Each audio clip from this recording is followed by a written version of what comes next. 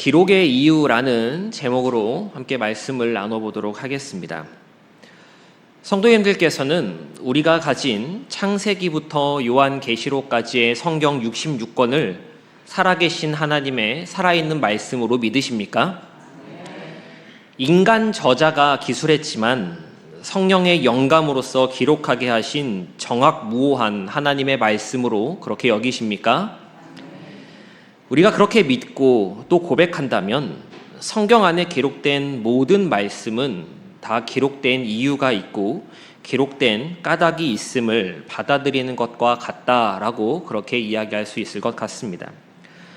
그런데 때때로 성경을 읽다 보면 왜 이 말씀을 기록하게 하셨을까라고 하는 그러한 의문이 들게 되는 말씀을 만날 때가 있습니다. 굳이 있어야 했을까? 없어도 되지 않았을까라고 하는 그러한 말씀들입니다. 오늘 우리가 함께 읽은 말씀도 그러한 범주 가운데 들어있다라고 할 수 있을 것 같습니다. 요한복음 2장은 가나의 혼인잔치 사건을 이야기한 뒤에 예수님께서 성전을 청결하게 하신 사건을 기록합니다. 이 두 가지 큰 사건 뒤에 이어지는 말씀이 바로 본문의 말씀입니다. 23절 말씀은 이렇게 시작합니다. 6월절에 예수께서 예루살렘에 계시니 많은 사람이 그의 행하시는 표적을 보고 그의 이름을 믿었으나 라고 합니다. 많은 사람이 그의 행하시는 표적을 보고 그의 이름을 믿었다 라고 끝내지 않습니다. 믿었으나 라고 합니다. 그러나 라고 하는 이 반전의 의미를 담고 있는 것입니다. 이어지는 24절 말씀입니다. 예수는 그의 몸을 그들에게 의탁하지 아니하셨으니 믿었으나 예수는 그의 몸을 그들에게 의탁하지 않으셨다라고 사도 요한은 말하고 있는 것입니다. 24절 말씀 가운데 이 의탁이라고 하는 표현은 헬라어로 피스티오라는 단어로 기록되어 있습니다. 이 단어가 무슨 뜻이냐면 믿는다라고 하는 뜻입니다. 앞선 23절에서 믿었으나 그들은 믿었으나 라고 말한 단어와 같은 뜻의 단어인 것입니다. 그렇기에 23절 후반부와 24절의 전반부를 합쳐서 의역을 좀 해본다면 제자들은 그의 이름을 믿었으나 예수님은 그들을 믿지 않으셨다라고 그렇게 할 수 있는 것입니다. 제자들은 믿었지만 예수님께서는 그들을 믿지 않으셨습니다. 이 말을 볼 때 참 여러 가지 질문들과 궁금한 것들이 생겨납니다. 여러 가지 궁금함 가운데 가장 대표적인 것은 예수님께서 왜 그들을 믿지 않으셨을까라고 하는 것입니다. 사도 요한은 이 질문에 있어서 답을 달아줍니다. 24절의 후반부와 또 이어지는 25절의 말씀입니다. 이는 친히 모든 사람을 아시며 또 사람에 대하여 누구의 증언도 받으실 필요가 없었으니 이는 그가 친히 사람의 속에 있는 것을 아셨음이니라 라고 사도 요한은 설명합니다. 예수님이 왜 믿지 않으셨는지에 대한 이유를 이 요한복음을 저술한 사도 요한은 예수님께서 모든 사람의 마음을 아셨기 때문에 사람의 속에 있는 것이 무엇인지를 아셨기 때문인 것이다 라고 그렇게 설명하고 있는 것입니다. 그럼 사람의 속에는 무엇이 있을까요? 사람의 안에는 무엇이 있습니까? 제가 이 질문을 중고등부 아이들에게 했더니 아이들이 대답하는 것이 사람의 속에는 내장이 있습니다 라고 그렇게 이야기를 하더라고요. 사도 요한이 말하는 사람의 속에 있는 것은 내장이나 장기를 이야기하는 것이 아니라 사람의 마음입니다. 이 사람의 마음에는 무엇이 있습니까? 정직과 진실, 참되고 의로움이 가득한 것일까요? 그렇지 않습니다. 성경은 사람의 마음이 어떠한 속성을 가지고 있는지에 대해서 성경 곳곳에 걸쳐 설명하는데 먼저 예레미야 17장 9절에서는 이렇게 표현을 합니다. 우리 함께 읽어보도록 하겠습니다. 시작. 만물보다 거짓되고 심히 부패한 것은 마음이라 누가 능히 이를 알리오마는. 이 구약 말씀에서는 만물보다 거짓되고 심히 부패한 것이 바로 마음이다라고 그렇게 설명을 합니다. 이와 더불어 신약에서도 예수님은 이렇게 말씀하셨습니다. 우리 마태복음 15장 19절 말씀도 한번 같이 읽어보도록 하겠습니다. 시작. 마음에서 나오는 것은 악한 생각과 살인과 간음과 음란과 도둑질과 거짓 증언과 비방이니. 구약이나 신약이나 성경은 사람의 마음에 대해서 결코 긍정적인 평가를 내리지 않습니다. 물론 이는 당연한 결과라고 할 수 있습니다. 인간은 범죄함으로 인해 죄에 오염된 상태, 즉 죄인이기 때문에 선한 것이라고는 찾아볼 수가 없기 때문입니다. 우리 역시 인간은 믿을 만한 존재가 아니다라고 하는 것을 잘 알고 있습니다. 사람 함부로 믿는 것 아니라고, 믿는 도끼에 발등 찍힌다고 그렇게 이야기하기도 하고, 사람은 환경과 상황에 지대한 영향을 받기 때문에 언제 돌변할지 모른다. 화장실 들어갈 때 다르고 나올 때 다른 것이 사람 마음이다라고 그렇게 말하는 것을 우리는 익히 알고 있습니다. 그럼 사도 요한은 이 인간의 마음에 대한 것, 예수님께서 제자들은 믿었으나 예수님은 믿지 않으셨다라는 이 내용을 굳이 이 복음서 내용 가운데 기록해 놓아야 했을까요?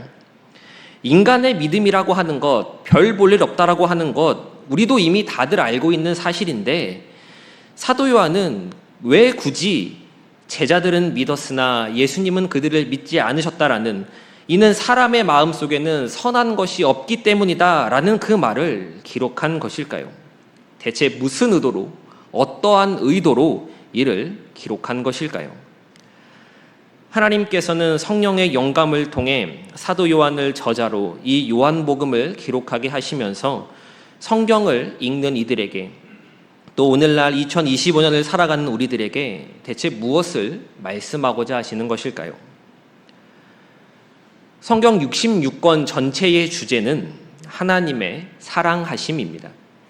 모든 성경의 말씀에는 이 사랑이 담겨져 있습니다. 때로는 인물을 통해, 때로는 이야기를 통해, 또 때로는 역사적 사실을 통해 하나님께서는 이 사랑을 드러내셨습니다. 드러나는 모습에 있어서도 어떨 때는 밝히 드러내어 표현하실 때가 있었고, 또 어떨 때는 숨겨진 채로, 감추어진 채로 그렇게 나타내시기도 하셨습니다. 그래서 모든 성경의 내용들은 하나님의 은혜와 사랑이라고 하는 관점에서 이해되어야 하고, 우리는 그렇게 성경을 읽어갈 수 있어야 합니다. 누군가 저에게 66권의 성경 말씀 가운데 하나님의 사랑이 좀 더 두드러지게, 좀 더 밝히 드러나는 그러한 말씀을 꼽아보라 라고 한다면 저는 요한복음과 요한 1서의 말씀을 이야기할 수 있을 것 같습니다. 우리가 잘 아는 것처럼 이 두 권은 사랑의 사도라 불리었던 사도 요한의 저술입니다. 요한복음의 말씀을 대함에 있어서 왜 이 말씀이 있을까? 혹은 어떠한 이유로, 무슨 의도로 이를 기록했을까라고 할 때 거의 대부분은 우리를 향한 하나님의 사랑하심과 연결되어 있다라는 것을 우리는 기억해야 합니다. 때문에 본문의 말씀도 마찬가지입니다. 이 짧은 3절의 말씀 가운데에도 하나님의 은혜와 사랑이 담겨져 있습니다. 하나님의 은혜와 사랑이라는 관점으로, 그러한 렌즈로 이 말씀을 보아야 한다라는 것입니다. 제자들은 믿었지만 예수님은 그들을 믿지 않았다. 그들의 믿음에 의탁하지 않으셨다라는 이 말은 그저 인간이라고 하는 존재는 믿을 만한 존재가 아니며, 인간의 마음이라고 하는 것은 선한 것 하나 없이 악함으로 가득 차 있다라는 것을 나타내고자 함이 아닙니다. 예수님도 좀 믿어주시지, 제자들은 믿었는데 거참 야박하시네 라는 것을 드러내고자 함은 더더욱 아닙니다. 사도 요한이 진정으로 전하고자 했던 바는 예수님께서 그들이 믿었기 때문에 그들을 사랑하신 것이 아니다라고 하는 사실입니다. 예수님께서는 공생애의 시간을 보내는 동안 제자들을 참 많이 사랑해 주셨습니다. 이러한 사랑의 이유는 그렇게 하기로 예수님께서 작정하신 까닭입니다. 그들에게 어떠한 성취가 있고 그들이 신실했으며 그들이 보여준 믿음이 대단했기 때문이 아닙니다. 그들에게는 예수님의 사랑을 받을 만한 자격이 없었습니다. 그렇지만 이를 아시고도 사랑하기로 하셨기에, 사랑을 베푸시기로 결심하셨기에 그들을 사랑하신 것입니다. 예수님께서 당시의 제자들을, 그리고 오늘날 여기에 모인 우리들을, 또 주의 이름을 따르는 모든 이들을 사랑하시는 것은 우리의 믿음 때문이 아닙니다. 우리의 성취 때문도 아니고 우리가 하는 봉사와 섬김 때문도 아니며 우리가 드리는 예물 때문도 아닙니다. 우리가 예수님의 사랑을 받는 단 한 가지 이유는, 단 한 가지 유일한 이유는 예수님께서 있는 우리 그대로의 모습을 받으시고 사랑하기로 작정하셨기 때문입니다. 사실 제자들이 믿었다라고 말하는 이 믿음도 그 정체를 살펴보면 온전한 믿음이라고 하기 어려운 그러한 믿음이었습니다. 그들의 믿음은 불완전한 믿음이었고 또 부족한 믿음이었습니다. 오늘 본문의 말씀 바로 앞절인 22절에서 사도 요한은 이렇게 기록합니다. 죽은 자 가운데서 살아나신 후에야 제자들이 이 말씀하신 것을 기억하고 성경과 예수께서 하신 말씀을 믿었더라. 십자가 고난과 부활까지 모든 예수님의 사역이 끝마쳐지고 나서야 제자들은 제대로 알았고 그들은 올바로 믿었다라고 하는 이야기입니다. 그럼 22절의 이후에 23절에서 믿었으나 라고 말하는 것은 무엇을 의미하는 것이겠습니까? 예수님의 사역이 모두 마쳐지기 전까지, 그래서 그들이 올바로 깨달아 알기 전까지 그들이 가지고 있었던 믿음이라고 하는 것, 믿었다라고 하는 것은 결코 온전한 믿음이 아니었다라고 하는 것을 드러내는 것입니다. 예수님께서는 제자들이 가졌던 믿음이 연약하다라는 것을 이미 알고 계셨습니다. 그들이 예수님을 위해 죽을 것처럼 흥분하며 열심을 보이는 것 같더라도 얼마 지나지 않아 그들은 또다시 흔들리고 넘어질 것을 아셨습니다. 그런데도 예수님은 그들을 향해 제자라고 불러주셨고 그들을 사랑해 주셨습니다. 예수님과 제자들의 관계를 가능하게 한 것은 제자들의 믿음 때문이 아닙니다. 그 보잘것없는 믿음조차 귀하게 여기시고 은혜로 덮어주신 예수 그리스도의 사랑 때문입니다. 믿으십니까? 우리는 사도 요한의 기록 속에서 이 안에 흐르고 있는 이러한 예수님의 사랑을 읽어내야 하는 것입니다. 오늘날을 살아가는 우리들의 믿음은 어떻습니까? 기도할 때는 정말 나의 삶을 주님의 손에 맡기겠다라고 그렇게 고백하고 더는 사람들을 향해 미움과 원망의 마음을 품지 않겠다라고 그렇게 다짐하지만 막상 사람들의 얼굴을 보면 마음이 불편하고 서운한 감정들이 솟아오르지 않으십니까? 넉넉하지 않지만 주신 것에 감사하며 살겠다고 그렇게 다짐하더라도 다른 사람들의 삶의 모습을 보고 비교할 때 순간 우리의 어깨는 열등감에 움츠러들지 않았습니까? 천국을 소망하며 천국을 바라며 살기로 했으니 이 땅 가운데서 담대하게 살아보겠다라고 그렇게 이야기하지만 몸이 조금만 불편하고 아파져 오면 근심에 밤새 잠을 뒤척이는 것이 우리의 모습이지 않습니까? 우리의 믿음은 결코 믿을 만한 것이 되지 않습니다. 그렇지만 하나님께서는 그러한 우리를 향해 사랑하신다고 말씀해 주십니다. 저는 요즘 딸을 키우면서 부모님의 사랑을 다시금 떠올리곤 합니다. 자식이 아무리 잘한다고 하여도, 저에게 아무리 방긋방긋 웃어준다라고 하여도 그 자식을 향한 부모의 마음은 결코 따라가지 못하는 것 같습니다. 부모의 사랑에 비하면 부모를 생각하는 자식의 마음은 어찌 보면 참 이기적이라고 할 수 있을 만큼 그렇게 표현할 수 있을 것 같습니다. 그런데 부모의 사랑에 자식이 감동하기보다는 자식의 사랑에 부모가 감동하는 경우가 훨씬 더 많습니다.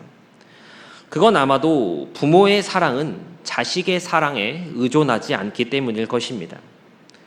자식으로 인해 속상하기도 하고 때로는 서운한 마음이 들기도 하고 때로는 화가 나기도 하지만 그래도 그 자식을 위해 희생할 수 있는 것은 부모의 사랑이 자식의 사랑에 의존하지 않기 때문입니다.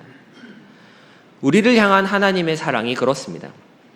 제자들은 믿었으나 예수님께서는 그들의 믿음에 의탁하지 않으셨다라는 이 말씀을 볼 때 저는 위로를 느낍니다. 나는 연약하고 부족하고 넘어지고 쓰러지더라도 주님은 그러한 나의 모습에 관계없이 여전히 나에게 손을 내미시며 나를 사랑하신다는 확신을 주시기 때문입니다. 이것이 우리에게 주어진 복음이고 그리스도로 인하여 우리가 얻게 된 새로운 정체성입니다. 기독교에서 예배와 섬김은 권리와 의무, 자격과 실력으로 하는 것이 아닙니다. 자유와 은혜, 감격으로 하는 것입니다. 우리가 오늘도 하나님을 예배하는 것은 우리의 믿음이 좋기 때문이 아닙니다.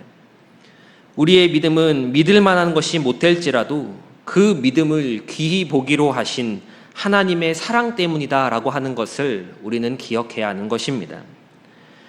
예수님께서 제자들의 믿음을 의탁하지 않으셨다라는 말씀 이후 바로 다음 장인 요한복음 3장에 가면 예수님을 찾아온 니고데모에게 예수님은 이렇게 말씀해 주셨습니다. 하나님이 세상을 이처럼 사랑하사 독생자를 주셨으니 이는 그를 믿는 자마다 멸망하지 않고 영생을 얻게 하려 하심이라. 우리를 믿었기 때문에 우리의 어떤 성취와 우리의 업적 때문에 우리의 봉사와 섬김 때문에 우리의 노력과 기타 등등의 무엇 때문에 독생자를 주신 것이 아닙니다. 우리를 사랑하셨기에 독생자를 주신 것입니다. 우리의 있는 모습 그대로를 받으시고 작고 부족한 믿음도 외면치 않으시며 다함없는 사랑으로 품어주시는 이 주님의 은혜를 붙드시는 저와 서울제일교회 성도님 되시기를 간절히 소망합니다. 말씀을 정리하도록 하겠습니다. 요한복음을 기록한 사도 요한의 별명은 사랑의 사도입니다. 우리가 보기에는 참 멋있는 호칭이고 또 그러한 별명입니다. 하지만 이 호칭은 그리 멋있게 붙여진 호칭이 아닙니다. 사도 요한은 항상 서로 사랑하라 라고 가르쳤는데 하도 사랑만을 이야기하니까 입만 열면 사랑할 것을 이야기하니까 사람들이 불평을 하며 짜증을 냈었다라고 전해집니다. 입만 열면 사랑하라는 말이 그의 입에서 떠나지 않았기 때문에 조금은 짓궂은 의미로 저분은 사랑밖에 몰라 라는 그러한 의미로 사랑의 사도라고 불리게 된 것입니다. 사도 요한은 사랑에 대해 그리스도 교회의 기초라고 말했으며 사랑하는 것이 그리스도의 모든 계명을 지키는 것이라고 그렇게 말했습니다. 한때는 우레의 아들이라고 하는 그러한 이름을 받았었던 그지만 이처럼 사랑만을 이야기하는 그렇게 사랑만을 외치게 된 이유가 무엇이라고 생각을 하십니까? 그것은 그가 예수 그리스도의 사랑이 그 무엇보다 크고 위대하시다는 것을 깨달았고 경험했기 때문에 그런 것이었습니다. 이 사랑이 오늘날 우리에게도 동일하게 부어지고 있습니다. 이 사랑의 위대함을 알고 그 사랑에 감격하는 우리의 믿음과 신앙이 되기를 소망합니다.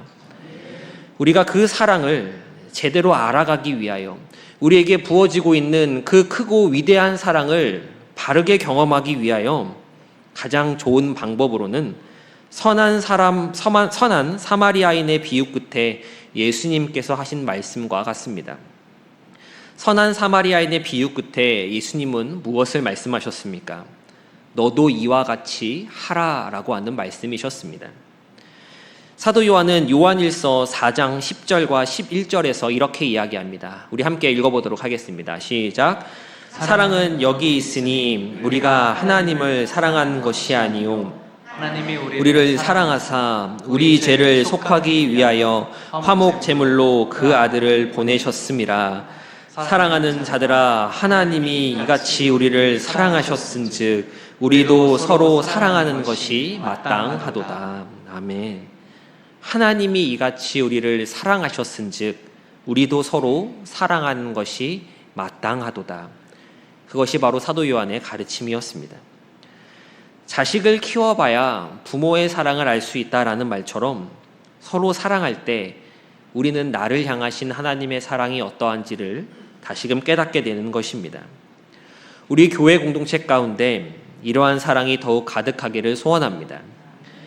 인간적인 사랑, 계산적이고 각자의 이익과 손해를 계산하며 그러한 이득만을 쫓는 사랑이 아니라 예수 그리스도의 사랑을 닮은 사랑이 풍성하여져서 서로의 허물을 덮어주고 아픔에 있어 함께 울어주며 함께 순례의 길로 나아가시는 저와 서울제일교회 모든 성도님 되시기를 간절히 소망합니다.